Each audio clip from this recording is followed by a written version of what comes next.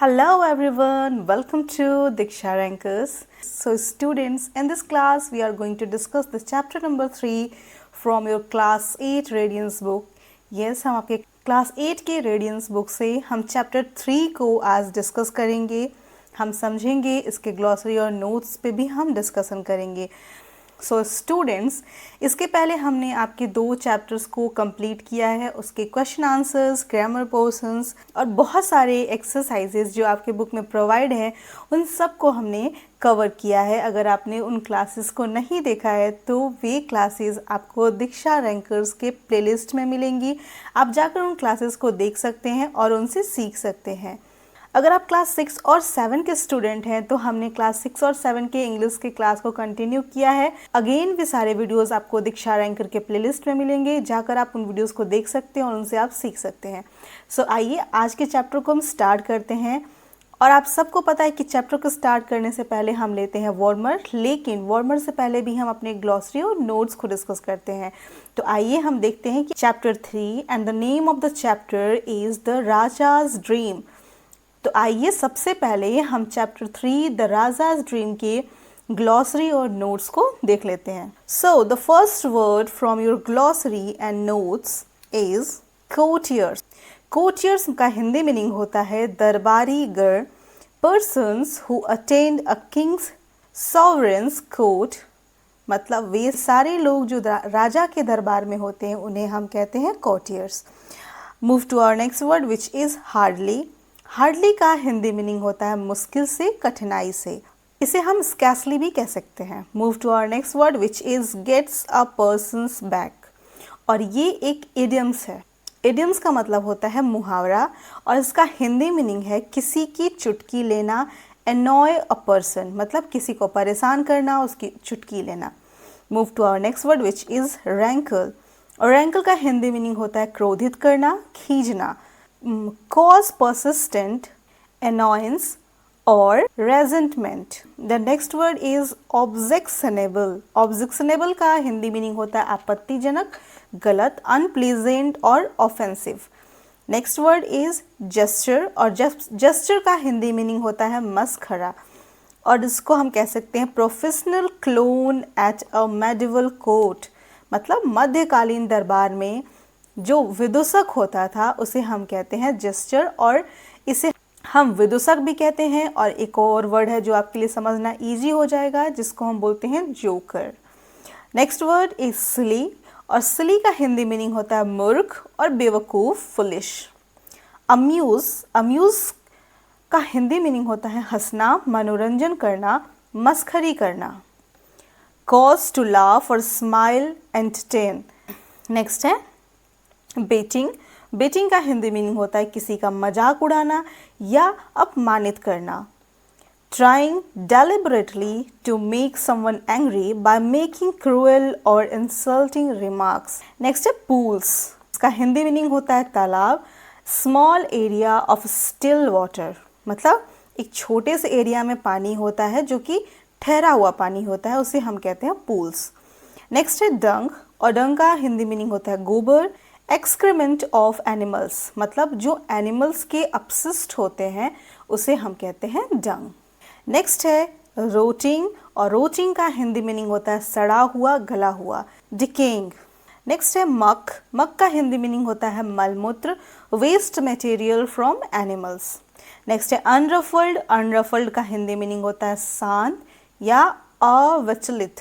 अविचलित इसको हम कह सकते हैं काम.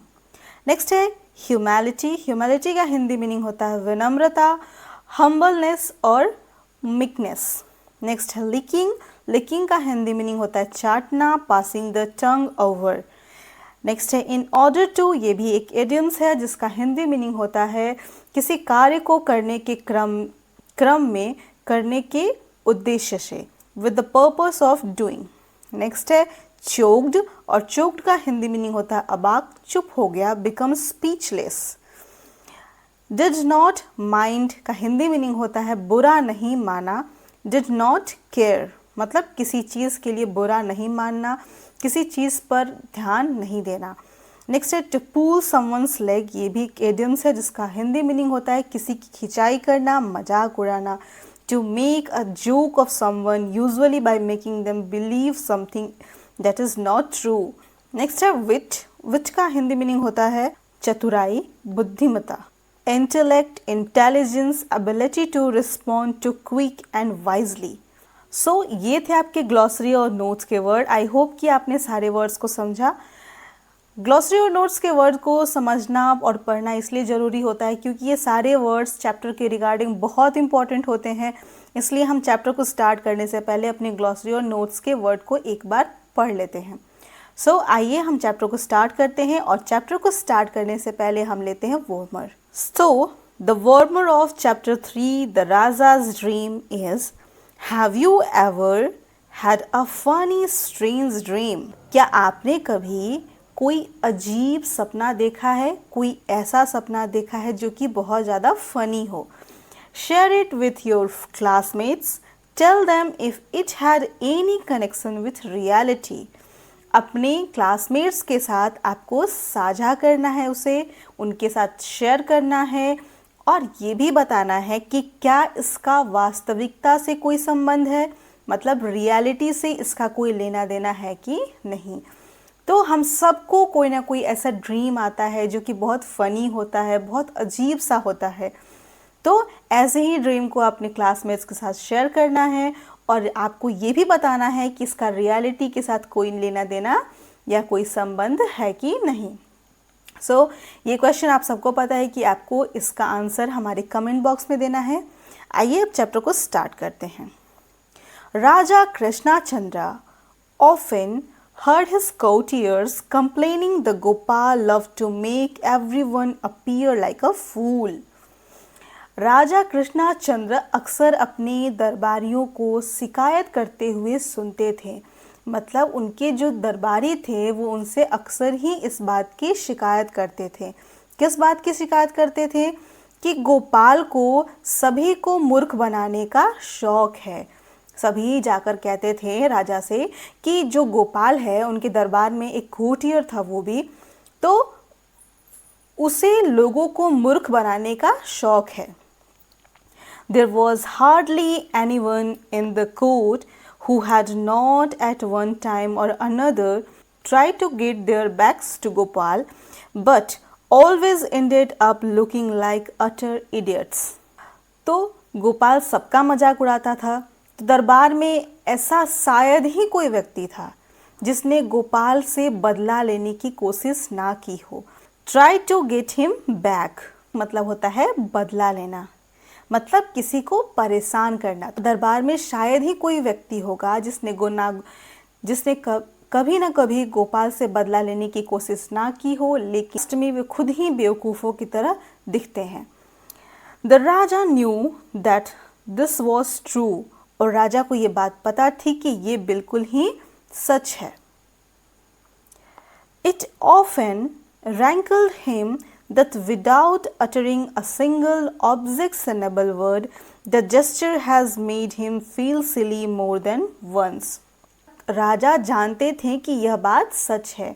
उन्हें अक्सर यह बात खटकती थी कि बिना एक भी आपत्तिजनक शब्द बोले जो विदूषक है, जो उनका कोर्टियर गोपाल है, उन्हें एक से ज़्यादा बार मूर्ख बना दिया था. So one day Krishnachandra decided to amuse himself by baiting Gopal. इसलिए एक दिन कृष्णचंद्र ने गोपाल को बहकाकर अपना मनोरंजन करने का फैसला लिया. मतलब उसे जानबूझकर ताना मारकर उसे परेशान करने का फैसला किया. सो इस पैराग्राफ में हमने पढ़ा कि एक किंग थे जिनका नाम था राजा कृष्णचंद्र और उनके दरबार में बहुत सारे कोर्टियर्स थे और उन सब का एक कंप्लेन था. उन सबको शिकायत थी कि जो उनके दरबार में गोपाल है वो हर किसी का मजाक उड़ाता है और उसे लोगों को मूर्ख बनाने का शौक है. और दरबार के जितने भी कोर्टियर्स थे उन्होंने कभी न कभी इस बात का बदला लेने की कोशिश की, लेकिन अंततः वे खुद को ही बेवकूफ़ पाते थे. राजा जानते थे कि यह बात सच है क्योंकि उन्हें अक्सर यह बात खटकती थी कि एक भी आपत्तिजनक शब्द बोले बिना विदूषक एक से ज़्यादा बार राजा को मूर्ख बना दिया था. इसलिए एक दिन राजा कृष्णचंद्र ने गोपाल को परेशान करने का फैसला किया. Move to our next paragraph. Oh, Gopal, I have had a strange dream, announced the Raja the next day as soon as he saw Gopal in court, and everyone feels silent in order to listen the king's dream. अगले दिन राजा ने गोपाल को दरबार में देखते ही कहा कि ओ गोपाल, मैंने एक अजीब सपना देखा है। और राजा ने जब सपने की बात की तो सभी एकदम कॉन्शियस होकर उनके सपने को सुनने के लिए चुप हो गए। नेक्स्ट पैराग्राफ में है कि I dreamed Gopal that you and I were going for a walk and we reached a place where there were two pools. One of the pools was filled with kheer made of rich thick milk and the other full of horribly smelly dung. Suddenly I fell into the milky pool and you into rotting muck. तो राजा ने क्या बोला कि मैंने स्वप्न में देखा गोपाल कि तुम और मैं घूमने जा रहे थे और एक स्थान पर पहुंचे जहां 2 तालाब थे। एक तालाब में गाढ़े दूध से बनी खीर भरी हुई थी। One of the pool was filled with kheer made of rich thick milk and other full with horribly smelly dung. और दूसरे में भयंकर बदबूदार गोबर भरा हुआ था। अचानक मैं दूध से भरे हुए तालाब में गिर गया और तुम सड़ती हुई गंदगी में। राजा ने कहा कि जो बदबूदार पूल था उसमें गोपाल गिर गया और जो दूध के खीर से भरा हुआ पूल था उसमें राजा गिर गया। सो इस पैराग्राफ में हमने क्या पढ़ा कि राजा ने अपने ड्रीम को अपने दरबारियों के साथ और गोपाल के साथ शेयर किया, जिसमें उन्होंने बताया कि एक दिन गोपाल और राजा कहीं घूमने जा रहे थे और वे एक ऐसे स्थान पर पहुंचे जहां पर 2 तालाब थे। एक तालाब खीर से भरा हुआ था जो कि गाढ़े दूध से बना हुआ था और दूसरा जो था वो गोबर से भरा हुआ था। राजा उस खीर के तालाब में गिर गए और जो गोपाल था वो गोबर वाले तालाब में गिर गया। On hearing this, the courtier burst on laughing. They obviously realized the thought of gesture covered from head to toe in muck. और यह सुनते ही जो दरबारी थे वे जोर जोर से हंसने लगे। जाहिर है उन्हें यह सोचकर अच्छा लगा कि विदूषक सिर से पैर तक कीचड़ में सना हुआ है, क्योंकि सभी कोर्टियर्स चाहते थे कि कोई एक ऐसा हो जो कि गोपाल का मजाक उड़ा सके। और जब राजा ने इस सपने को सुनाया तो उन सबको हंसने का मौका मिल गया और वो इमेजिन करने लगे कि जो गोपाल है वो कैसा दिख रहा होगा जब वो ऊपर से नीचे तक गोबर में सना हुआ हो। Move to our next paragraph, which is Gopal stood unruffled, waiting for everyone to finish laughing. और गोपाल जो था वो शांत खड़ा रहा और सभी की हंसी के खत्म होने का इंतजार करने लगा। And then surprised everyone by telling the kings with great humility that he had exactly the same dream. और फिर उसने बड़ी नम्रता से राजा को यह बताकर सबको चौंका दिया कि उसने भी बिल्कुल वैसा ही सपना देखा। The king looked questioningly at Gopal and asked, "You mean everything happened in your dream just the way they happen in mine?" राजा ने गोपाल की ओर प्रश्नवाचक दृष्टि से देखा। पूछा कि क्या तुम्हारा मतलब यह है कि तुम्हारे सपने में भी वही सब कुछ हुआ जो मेरे सपने में हुआ था? Yes, महाराज, replied गोपाल। तो गोपाल ने क्या बोला कि हाँ महाराज, only your dream finished earlier. बस अंतर इतना था कि आपका सपना मेरे सपने से पहले खत्म हो गया। My dream continued a little longer. मेरा सपना थोड़ा और लंबा चला। I saw both of us coming out of the pool. मैंने हम दोनों को पूल से बाहर आते देखा। You covered in kheer and I covered in muck. And then I saw that you were licking me and I was licking you in order to clean each other. आप खीर से सने हुए थे और मैं कीचड़ से सना हुआ था। और फिर मैंने देखा कि आप मुझे चाट रहे थे और मैं आपको चाट रहा था ताकि एक दूसरे को साफ कर सके। The courtiers almost choked when they heard this. But unfortunately for everyone, the king was in good mood and did not mind his legs being pulled a little. In fact, he had a good laugh at Gopal's wit. और जब गोपाल ने ऐसा बोला तो यह सुनकर दरबारियों के होश उड़ गए। Everyone choked. लेकिन राजा अच्छे मूड में थे।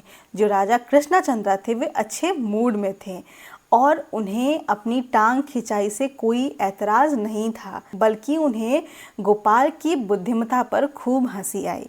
जो राजा कृष्णचंद्र थे वे ये सब कुछ सुनने के बाद भी उन्हें बिल्कुल भी गुस्सा नहीं आया, बल्कि उन्हें इस बात पर खूब हंसी आई कि गोपाल ने कितनी चतुराई के साथ पूरे कहानी को एकदम से बदल दिया। तो आज का जो हमारा चैप्टर था यहाँ पे कंप्लीट होता है, the Raja's dream. So I hope कि आप सबको ये चैप्टर अच्छे से समझ में आया हो। हम अपने नेक्स्ट क्लास में इस चैप्टर के क्वेश्चन आंसर्स को करेंगे, ग्रामर पोर्शंस को करेंगे और एक्सरसाइजेस को भी हम कंप्लीट करेंगे। सो आज का क्लास आपको कैसा लगा? Do tell me in the comment section and don't forget to like the video. अपने फ्रेंड्स के साथ, अपने क्लासमेट्स के साथ हमारे वीडियोस को शेयर करें, और अगर हमारे चैनल दीक्षा रैंकर्स पे नए हैं तो प्लीज़ सब्सक्राइब आवर चैनल। अभी के लिए इतना ही। Bye bye, take care and have a nice day.